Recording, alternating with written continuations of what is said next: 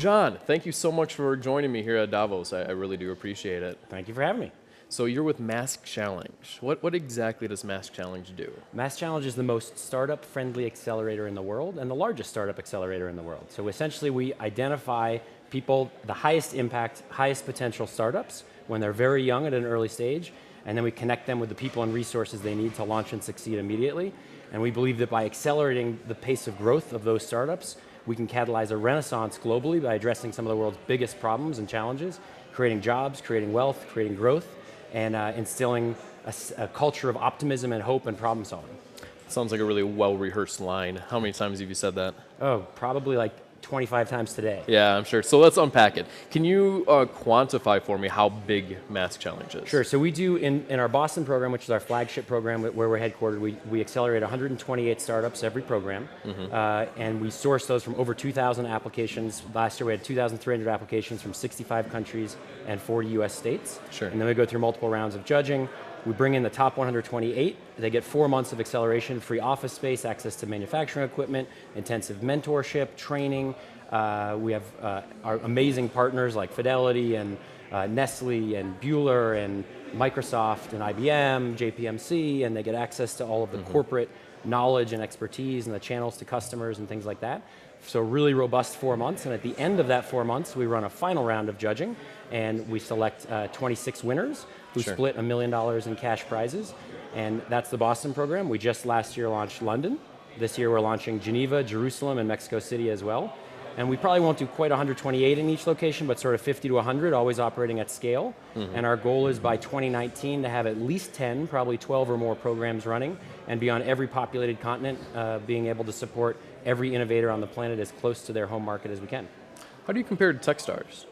Techstars is an investor-driven model, right? They take equity.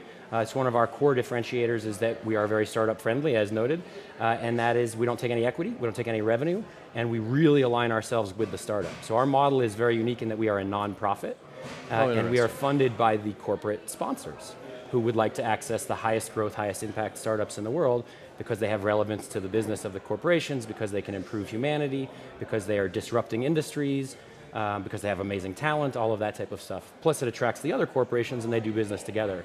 So it becomes kind of like a watering hole model where all of the startups, talent, growth, and then the corporations surround them.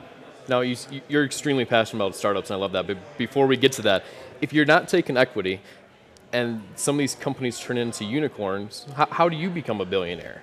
I don't, at least not in this model, and that's not really my core goal. I think it would be much more satisfying to live in a period of renaissance. Like, imagine the Italian Renaissance surrounded Da Vinci. Sure. Right? Imagine that period of great connectivity and enthusiasm and arts and science working together for a better planet. But imagine everyone on the planet connected into that same type of Renaissance period would be the single greatest thing in the last 10,000 years that has ever happened. And in that world, you don't need to be a billionaire. I think that's just, that in and of itself is satisfaction enough. I've worked for TechCrunch since 2008, and I've met a lot of people, and you are one of the most optimistic persons I've ever met, and I applaud you for that. When you're looking at startups right now, what type of startup or area are you most excited about?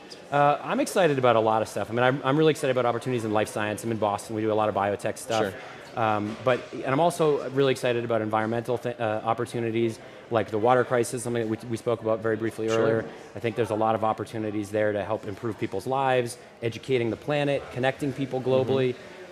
So any of the big issues really are what matter to me, and solving crises. There's several billion people on the planet that don't have access to clean water, that don't have access to proper education or real economic opportunity.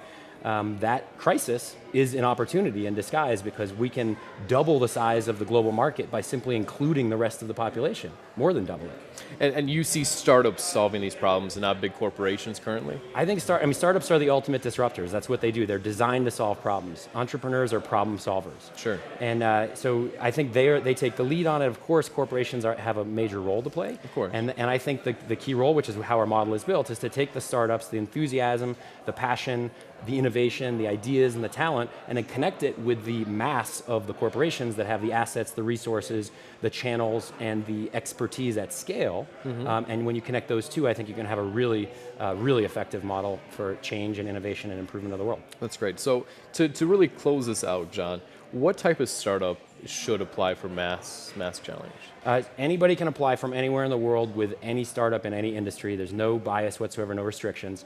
But we look for companies that have the potential for significant impact on humanity. So we're looking for people with big ideas that are disruptive, that are going to change their industry, improve the world in a significant way. They could be nonprofits, they could be pharmaceutical companies, they could be biotech, health, clean tech or energy or consumer goods, anything, anybody can apply. We've graduated 835 startups in the last 6 years. They've raised over $1.1 billion. Actually, they're raising money at a higher clip than Y Combinator graduates. We have created over 6,500 jobs globally through those startups, direct jobs, and another 5x of that indirectly. And they've generated over $520 million of revenue. So the model works. We're very effective at connecting them with the right resources. And I would love to just collect the most enthusiastic, excited, passionate, talented, big thinking people on the planet all together. So those are the people that should apply. All right, great. And last question, John. Is it the Patriots' year again this year? I think it is. Yeah? I think it is, yeah, absolutely. Beat the Colts on Sunday? Yeah, you know, they do make me nervous, I got to say. We don't have the best, Tom Brady doesn't have the best record with them in the playoffs, but you know what? I think we're going to even it out this year. This is it, right? Yeah, this is it. Absolutely. All right, well, my Lions aren't going to make it, so Yeah, they're already gone. I think that ship has sailed. I think so. Well, John, thank you so much. Have a great time at Davos. I appreciate you stopping by. Thank you very much. Thank you. Appreciate it. Thank you.